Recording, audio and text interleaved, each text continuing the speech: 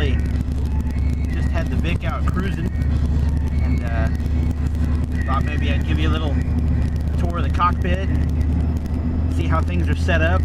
Probably can't see a lot of it in some of the videos, but one of my things with some of the swaps is keeping everything functional, and I've just about achieved that with this one. The only thing I have left is to fab up some air conditioning lines and get the electrical side hooked up on that, and we should be good to go. As you can see, the cluster, everything is pretty much functional. Check engine light, low fuel, all your indicators, everything works. Of course, the oil pressure gauge is a dummy gauge still. I use the factory Ford sender, odometer, whatnot. It's all good.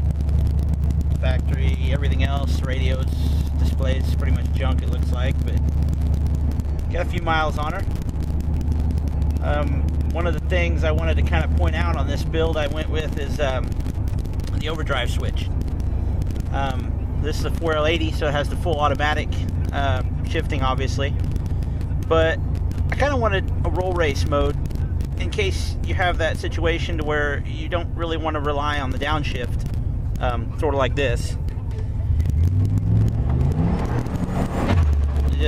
There's a little delay there, and you got to wait, and it's so much easier if you can just bring it on right away. So what I've done is you can go into the computer and wire in a performance mode switch to where I have two different shifting capabilities, and so you punch this and it'll pretty much hold every gear to the maximum RPM and then upshift. So, you know, we can do 45 roll and spool that turbo so much faster. Of course, it shifted to second immediately.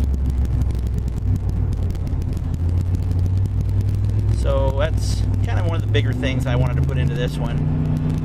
See there, now we're in second. We could roll from 55 or so. Pop that and we're back into overdrive. Cruise control.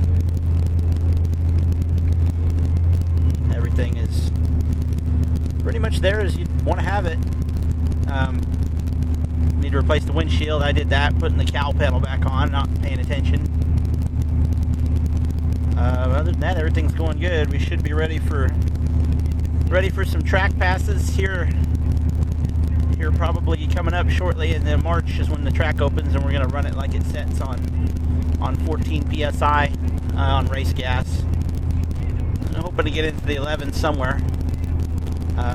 It's a heavy car, and you know, there's really not a whole lot done for the engine work. It's just springs. It's got a cheap turbo, you know, a cheap $300 turbo, so it's small exhaust wheel, stock cam. There's not really a whole lot in it for performance mods, so I don't expect the horsepower to be phenomenal versus other combos, 6-liter turbocharged combos, or 5.3 for that matter. But for what it's kind of built for on this project, I think we'll be about where I want it to be with what we're working with. So that's about it for now.